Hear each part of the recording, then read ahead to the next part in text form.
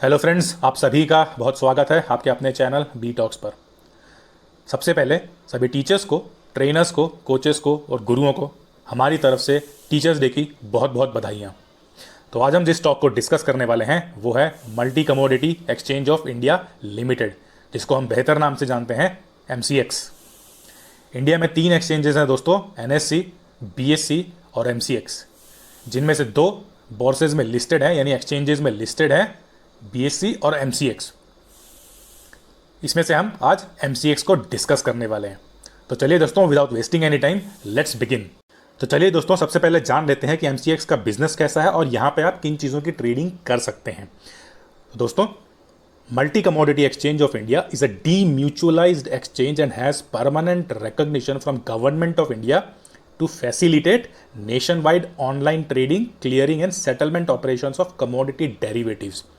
तो दोस्तों, कहने का मतलब है कि जो भी कमोडिटी की ट्रेडिंग होती है, इसमें गवर्नमेंट ऑफ इंडिया की तरफ से MCX को एक परमानेंट रिकॉग्निशन दिया हुआ है और जो भी ऑनलाइन ट्रेडिंग होती है उनका क्लियरिंग और सेटलमेंट MCX द्वारा किया जा सकता है। इसकी गवर्नमेंट ऑफ इंडिया के द्वारा पूरी अनुमति MCX को दी जा चुकी है। तो सबसे पहले दोस्तों जान लेते हैं कि MCX में आप किन कमोडिटीज़ की ट्रेडिंग कर सकते हैं। आप इसमें मेटल की ट्रेडिंग कर सकते हैं, बुलियन की ट्रेडिंग कर सकते हैं, एग्रो कमोडिटीज़ की ट्रेडिंग कर सकते हैं और एनर्जी की ट्रेडिंग कर सकते हैं। तो जो लोग इंडिविजुअल मेटल्स में इंटरेस्टेड होते हैं, जिनका रुझान मेटल ट्रेडिंग में होता है, वो जाके MCX में इंडिविजुअली मेटल की ट्रेडिंग कर सकते हैं। तो इसमें मेटल कौन से आते हैं? उसमें एल्यूमिनियम आता है, आपका कॉपर आता है, लीड आता है, निकल और जिंक जैसे मेटल्स आपके अवेलेबल हैं MCX में ट्रेडिंग के लिए। अगर हम बुलियन की बात करें तो आपके गोल्ड और सिल्वर की भी ट्रेडिंग आप बुलियन में इसमें MCX में कर सकते हैं। गोल्ड के दूसरे ETFs वगैरह भी अवेलेबल हैं, जो कि आप अलग से भी उनमें ट्रेडिंग कर सकते हैं। एग्रो कमोडिटीज़ की जहाँ तक बात करें, इसमें आप कार्डमम यानी कि इलायची की ट्रेडिंग हो सकती है, कॉटन, रुई की ट्रेडिंग हो सकती है, क्रूड पाम ऑयल की ट्रेडिंग आप कर सकते हैं MCX में। कपास आता है, मेंथा ऑयल आता है, कैस्टर सीड आता है, RBD पामोलिन आता है, ब्लैक पेपर यानी काली मिर्च की आप ट्रेडिंग भी MCX में जाके कर सकते हैं। जहाँ तक बात करें एनर्जी की, जैसे कि क्रूड ऑयल हो गया, नेचुरल गैस हो गया, इनकी भी ट्रेडिंग आप MCX में जाके कर सकते हैं। लेकिन अगर आप इन सभी का फ़ायदा उठाना चाहते हैं दोस्तों, तो सिर्फ आपके लिए एक स्टॉक अवेलेबल है बोर्सेज में, यानी एक्सचेंजेस में अवेलेबल है MCX। आप इसमें ट्रेडिंग कर सकते हैं और इन सभी ट्रेडिंग्स का आपको एक साथ लाभ MCX के शेयर में इन्वेस्ट करने से आपको हो जाएगा। इसका करंट जो मार्केट प्राइस चल रहा है अराउंड 1500 का चल रहा है और हमको लगता है आगे आने वाले 1-1.5 साल में ये 2000 के आंकड़े को भी पार कर सकता है। तो दोस्तों, जो तीनों एक्सचेंजेस, जो इंडिया के सबसे बड़े 3 एक्सचेंजेस हैं NSE, BSE और MCX, उसमें से BSE और MCX ऑलरेडी ट्रेडिंग के लिए अवेलेबल है, जिनके शेयर मार्केट में अवेलेबल है, आप उसमें ट्रेडिंग कर सकते हैं। तो उसमें से आज हम MCX को डिस्कस करने वाले हैं। MCX का जहाँ तक दोस्तों IPO की बात करें तो ये फरवरी 2012 में आया था। तो अभी उसके बाद से ये एक्सचेंजेस में लिस्टेड हो गया था और ये ट्रेडिंग के लिए अभी अवेलेबल है शेयर बेसिस पे। तो चलिए दोस्तों, इसी के साथ हम जान लेते हैं थोड़े इनके कुछ फाइनेंशियल्स के बारे में भी। तो जहाँ तक इनके फाइनेंशियल्स में अगर नज़र डालें दोस्तों, तो इनका मार्केट कैप निकल के आता है 8193 करोड़ का। एक मिड कैप का स्टॉक निकल के आता है। अगर हम इनके प्राइसेस की बात करें तो करंट प्राइस, मार्केट प्राइस इनका निकल के आ रहा है तकरीबन 1600 के करीब का। जहाँ तक इनके 52 वीक हाई एंड लो में नज़र डालें तो इन्होंने हाई बनाया था तकरीबन 1838.95 का और लो लगाया था तकरीबन 805.05 का। बुक वैल्यू की बात करें दोस्तों तो इनका निकल के आता है 266.55 का और इनका पी जो है वो निकल के आ रहा है 32.87 का। डिविडेंड यील्ड भी अच्छा खासा कंपनी आपको देती है, तकरीबन 1.87% का। जहाँ तक रिटर्न ऑन कैपिटल एम्प्लॉयड की बात करें तो ये निकल के आ रहा है 18.72 का और रिटर्न ऑन इक्विटी भी इनका काफ़ी अच्छा है 16.74 का। पिछले 3 सालों के ग्रोथ की अगर बात करें तो काफ़ी अच्छी ग्रोथ इन्होंने दिखाई है 12.98 का और ये लिस्टेड है दोनों में ही BSE और NSE में। अगर हम इनके फेस वैल्यू की बात करें दोस्तों तो ये निकल के आता है 10 का। तो ये तो बात होगी दोस्तों इनके कुछ फाइनेंशियल्स की। चलिए नज़र डाल लेते हैं इनके कुछ क्वार्टरली रिजल्ट्स पर भी। तो दोस्तों, जहाँ तक इनके क्वार्टरली सेल्स फिगर में अगर हम नज़र डालें तो ये मार्च क्वार्टर में निकल के आते हैं तकरीबन 105 करोड़ के, जो कि जून क्वार्टर में घट के हो जा रहे हैं 73 के। एक्सपेंसेस में अगर नज़र डालें तो मार्च क्वार्टर में थे 65 के, जो कि घट के जून क्वार्टर में हो जा रहे हैं तकरीबन 46 के। ऑपरेटिंग प्रॉफिट में अगर नज़र डालें तो ये 41 थे मार्च क्वार्टर में और घट के जून क्वार्टर में हो गए हैं 27 के। ऑपरेटिंग प्रॉफिट मार्जिन में भी अगर नज़र डालें तो इसमें गिरावट दर्ज की जाती है तकरीबन 3% की। मार्च क्वार्टर में थे 39% के और जून क्वार्टर में जाके हो गए 36% के। प्रॉफिट बिफोर टैक्स में अगर नज़र डालें तो यहाँ पर आपको एक अच्छे फिगर्स नज़र आ रहे हैं। 65 से ये बढ़ के हो गया जून क्वार्टर में 71 के। नेट प्रॉफिट में अगर नज़र डालें तो यहाँ पर आपको गिरावट देखी जा रही है 10 करोड़ के लगभग। 66 करोड़ से ये हो गए हैं 56 करोड़ के। अर्निंग पर शेयर में अगर नज़र डालें तो अर्निंग पर शेयर में भी आपको एक हल्की सी गिरावट दिखाई दे रही है। 12.87 से ये घट के हो गए 11.09 के। तो दोस्तों, क्वार्टरली फिगर्स बहुत ज़्यादा एनकरेजिंग नहीं है, लेकिन मार्केट सिनेरियो को देखते हुए इतने ज़्यादा डिस्करेजिंग भी नहीं है। ये इकोनॉमिक ट्रेंड के हिसाब से ही फिगर्स नज़र आ रहे हैं। चलिए नज़र डाल लेते हैं इनके ईयरली रिजल्ट्स पर भी। तो अगर हम इनके ईयरली सेल्स फिगर में नज़र डालें दोस्तों तो 2019 में नज़र आ रहे हैं 300 के और 2020 में आते हुए ये हो गए हैं 374 के। तो एक इसमें इंक्रीज़ नज़र आ रहा है। जहाँ तक बात करें एक्सपेंसेस की तो यहाँ पर भी आपको एक मार्जिनल इंक्रीज़ नज़र आ रहा है। 218 से ये बढ़ के हो गए हैं 219 के। अगर ऑपरेटिंग प्रॉफिट की बात करें तो यहाँ पर आपको एक अच्छा खासा उछाल नज़र आ रहा है। 2019 में था 82 का और 2020 में हो गया है 155 का दोस्तों। तो 2020 में एक इसमें अच्छी खासी बढ़ोतरी देखी जा सकती है। जहाँ तक ऑपरेटिंग प्रॉफिट मार्जिन की बात करें तो यहाँ पर भी आपको काफ़ी अच्छे फिगर्स नज़र आ रहे हैं। 2019 में थे ये 27% के, जबकि 2020 में ये हो गए हैं 41% के। तो अच्छा खासा उछाल नज़र आ रहा है। प्रॉफिट बिफोर टैक्स में अगर नज़र डालें तो इसमें भी काफ़ी अच्छे फिगर्स निकल के आ रहे हैं। 154 से बढ़ के हो गए हैं 2020 में 265 के।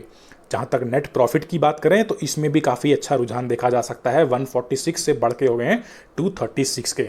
अर्निंग पर शेयर में अगर नज़र डालें दोस्तों तो 28.67 से बढ़ के ये हो गए हैं 46.37 के। तो ये अर्निंग पर शेयर में भी काफ़ी अच्छे फिगर्स दिखा रहे हैं। देखने वाली बात है दोस्तों डिविडेंड पे आउट की। तो कंटिन्यूअस एक डिविडेंड पे आउट आपको कंपनी बना के दे रही है और काफ़ी अच्छे डिविडेंड कंपनी आपको देती है। अगर हम 2016 की बात करें तो 29% का डिविडेंड दिया था। 2017 में 60% का डिविडेंड पे आउट, फिर 80% का, फिर 70% का और अभी 2020 में इन्होंने 65% के ज़बरदस्त डिविडेंड पे आउट दिए।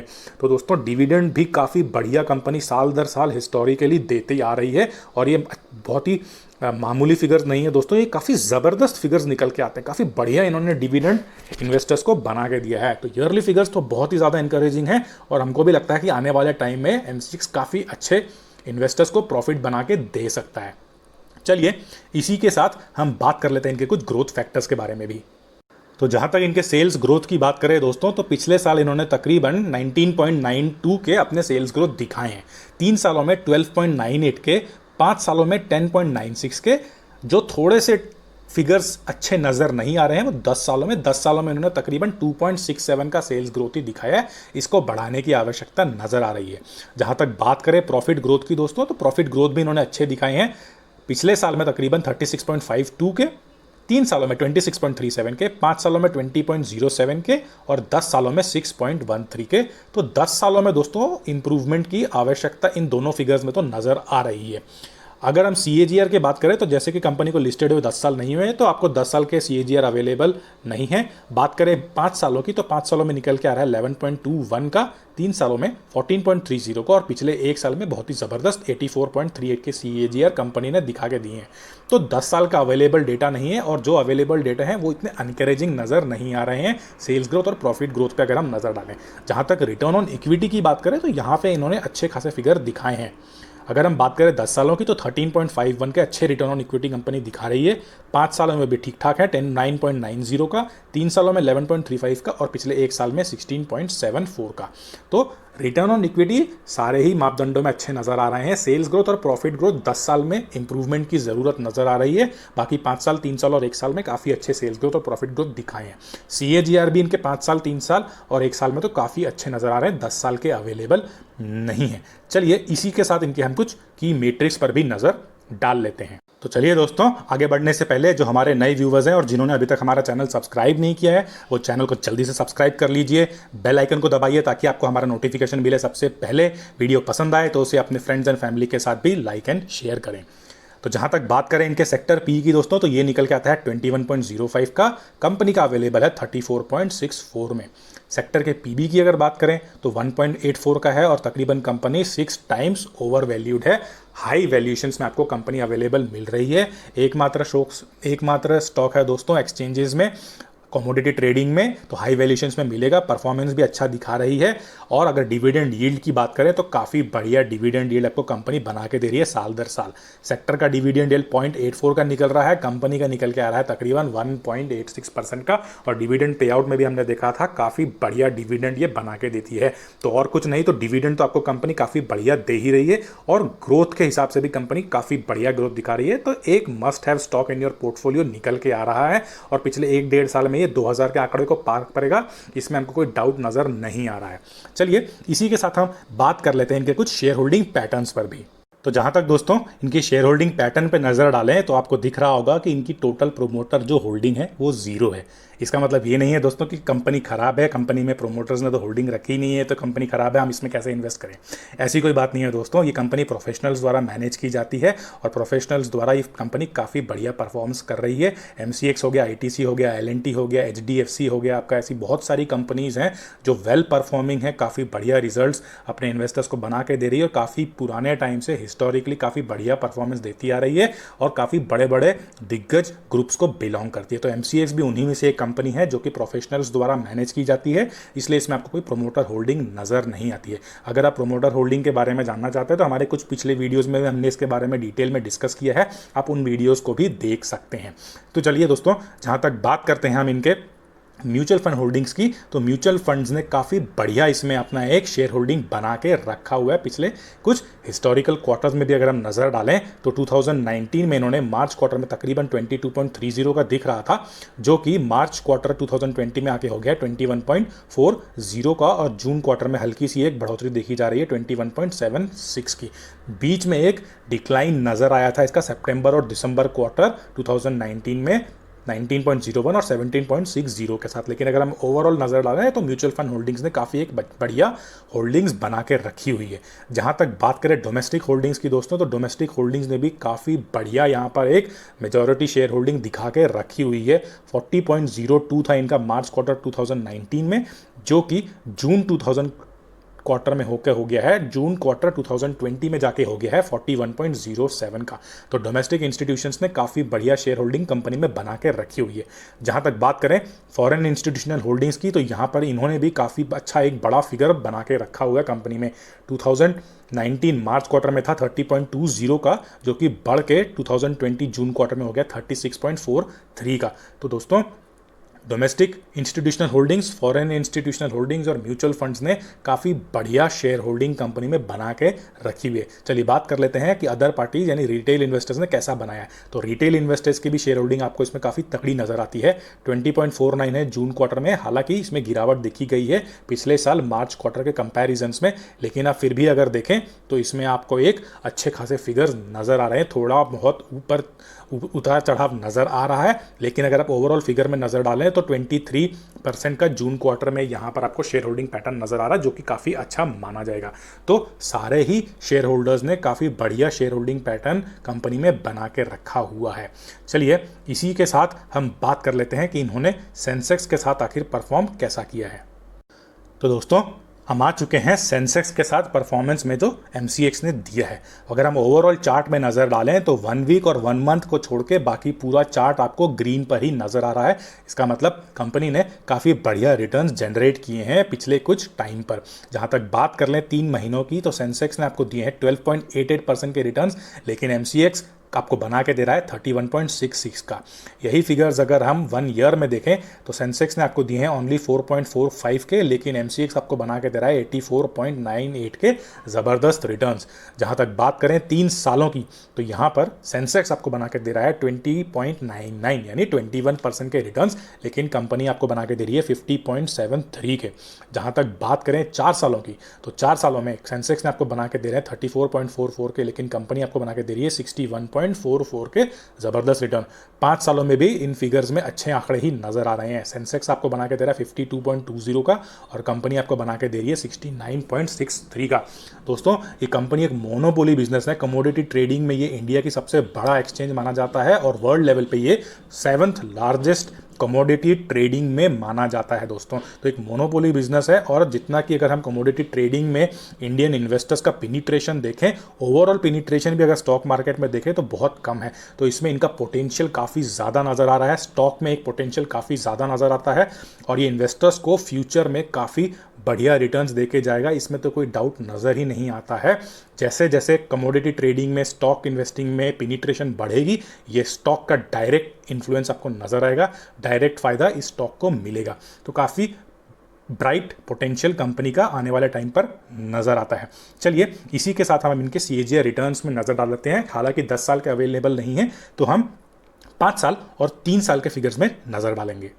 तो जहाँ तक बात करें इनके 5 साल के CAGR रिटर्न्स पे दोस्तों, तो इनका 5 साल का CAGR निकल के आता है 11.21 का। अगर इन्वेस्टर 1 लाख रुपए लगा के छोड़ देता है 5 साल के लिए कंपनी में, तो उनका ओवरऑल अमाउंट निकल के आता है 1,70,106 का दोस्तों, जो कि एक इंक्रीज इन अमाउंट इनका होता है 70,106 का, with an overall percentage of 70.11। तो 5 सालों में इन्होंने तकरीबन 70% के रिटर्न्स इन्वेस्टर्स को बना के दिए। चलिए इसी के साथ बात कर लेते हैं कि 3 साल में कंपनी ने कैसा परफॉर्मेंस दिया है। अगर हम 3 साल के CAGR में नज़र डालें तो ये निकल के आता है 40.30 का, और 1 लाख इन्वेस्ट करके इन्वेस्टर छोड़ देता है अगर 3 सालों के लिए, तो उसको एक ओवरऑल अमाउंट बनता है 1,49,327 का, जो कि उसका एक इंक्रीज इन अमाउंट बनता है 49,327 का, with an overall percentage of 49.33 का। तो लगभग 50% के रिटर्न दे रहा है आपको कंपनी 3 सालों में, और 70% के रिटर्न दे रहा है आपको कंपनी 5 सालों में। आगे आने वाले टाइम पर हम इनके 10 साल के रिटर्न पर भी नज़र डालेंगे। तो चलिए दोस्तों इसी के साथ हम एक बार नज़र डाल लेते हैं कि कंपनी में अगर आपको न्यू पोजीशंस बनानी है, एंट्री लेवल्स कैसे रहेंगे, और अगर आप एग्जिस्टिंग इन्वेस्टर्स हैं और आपको यहाँ से निकलना है, आप एग्जिट करने का सोच रहे हैं, तो आपके टारगेट प्राइसेस क्या होना चाहिए। हालांकि हम एडवाइस करेंगे कि आप इस स्टॉक में लंबे समय के लिए बने रहिए, आपको एग्जिट करने की ज़रूरत नहीं है, लेकिन हालांकि फिगर्स हम जान लेंगे, कोई बुराई नहीं है। चलिए दोस्तों आखिर में नज़र डाल लेते हैं हम इनके प्राइस चार्ट पर भी, और जानते हैं कि इनके सपोर्ट लेवल्स कैसे रहने चाहिए। अगर हम इनके फ्राइडे के प्राइस चार्ट पर नज़र डालें तो इन्होंने एक लो बनाया था तकरीबन 1547.20 का, हाई लगाया था 1633 का, और एक अपसाइड दिखाया था तकरीबन 2% का, जो कि निकल के आता है 31.50 रुपीज़ का। अगर हम बात करें 1 वीक की, तो 1 वीक में इन्होंने एक लो लगाया था 1535 का, और एक हाई लगाया था 1703 का, एक नेगेटिव रिटर्न दिखाया 44.37 के। 1 मंथ की अगर बात करें तो इन्होंने लो लगाया था तकरीबन 1535 का, हाई लग रहा है तकरीबन 1840 का, और एक नेगेटिव रिटर्न 10% का। अगर हम बात करें 1 ईयर की, तो 1 ईयर में इन्होंने एक अच्छे खासे लो दिखाए हैं 815 के, और एक हाई इनका जारी है 1840 पर ही। रिटर्न देखिए दोस्तों 84.37 का रिटर्न दिखाया इन्होंने पिछले 1 सालों में। जहाँ तक बात करें इनके 5 सालों के, तो यहाँ पर एक बढ़िया इन्होंने एक लो लगा के दिया था 643.50 का, और एक हाई इनका जारी है 1838.95 का। तो दोस्तों रिटर्न पर अगर नजर डालें तो निकल के आता है 74.73 का। तो पिछले 5 सालों में भी इन्होंने अच्छे खासे रिटर्न्स इन्वेस्टर्स को बना के दिए थे। बात कर लेते हैं इनके हिस्टोरिकल रिटर्न्स पर। अगर हिस्टोरिकल इनके चार्ट पर नजर डालें तो एक बढ़िया लो इनका था 238.15 का, और एक इनका हाई जारी है 1840 पर। रिटर्न पर अगर नजर डालें तो हिस्टोरिकल इन्होंने 23.89 के रिटर्न्स बना के दिए। ये तो बात हो गई इनकी प्राइस चार्ट के हिस्टोरिकल इन्होंने कैसा परफॉर्म किया है। जान लेते हैं कि हमारी यहाँ पे एंट्री पोजीशंस कहाँ कहाँ पर होनी चाहिए। तो हमको जो पहली एंट्री पोजीशन नजर आ रही है दोस्तों, वो नजर आती है हमको 1558 पर। जो सेकंड पोजीशन हमको नजर आ रही है वो नजर आ रही है 1510 की। यहाँ पर भी आप अपनी दूसरी बाइंग पोजीशन बना सकते हैं। जो तीसरी बाइंग पोजीशन हमको नजर आ रही है वो नजर आ रही है 1424 की दोस्तों, और जो हमको आखिरी नजर आती है वो नजर आ रही है हमको 1338 की दोस्तों। अब जो एक कंजर्वेटिव बायर के नज़र से अगर हम देखें तो ये सारे पोजीशंस आपको शॉर्ट टर्म में नज़र आ रहे हैं, और अगर हम कंजर्वेटिव बाइंग पोजीशन एक देखना चाहें तो कंजर्वेटिव बाइंग पोजीशन हमको यहाँ पर नज़र आ रही है तकरीबन 1250 से दोस्तों 1300 के बीच में। तो आप इन दोनों पोजीशंस पे नज़र बनाए रखें, और इसी बीच में आप एक लॉन्ग टर्म पोजीशंस भी बना सकते हैं। चलिए इसी के साथ बात कर लेते हैं कि टारगेट पोजीशन जहां पर आप एक हल्की फुल्की प्रॉफिट बुकिंग भी कर सकते हैं। तो जो हमको पहला टारगेट बुकिंग के लिए, जो पहला हमको प्रॉफिट बुकिंग के लिए पोजीशन नज़र आ रहा है, टारगेट पोजीशन जो हमको नज़र आ रहा है वो नज़र आ रहा है 1644 का, जहां पर आप अपनी पहली प्रॉफिट बुकिंग कर सकते हैं। तो दूसरा हमको लेवल नज़र आ रहा है वो नज़र आ रहा है 1681 का। तीसरा हमको नज़र आ रहा है 1767 का, और जो आखिरी फोर्थ एंड लास्ट हमको जो टारगेट लेवल नज़र आ रहा है वो नज़र आ रहा है 1853 का। तो इन सारे पोजीशंस में आप हल्की फुल्की प्रॉफिट बुकिंग कर सकते हैं। हालांकि हमको पर्सनली ये स्टॉक लॉन्ग टर्म पोजीशंस बनाने के लिए काफ़ी बढ़िया नज़र आता है। आप इसमें अपना सेल्फ एनालिसिस भी कर लीजिए, अपने फाइनेंशियल एक्सपर्ट से भी बात कर लीजिए, जैसी राय आपकी निकल के आती है आप वैसा इसमें पोजीशंस बना सकते हैं। तो आशा करते हैं दोस्तों आपको हमारा आज का वीडियो काफ़ी पसंद आया होगा और आप इसे एक बड़ा सा थम्स अप देंगे और वीडियो को अपने फ्रेंड्स एंड रिलेटिव के साथ भी शेयर करेंगे। तो आज के लिए इतना ही। थैंक यू, धन्यवाद, जय हिंद।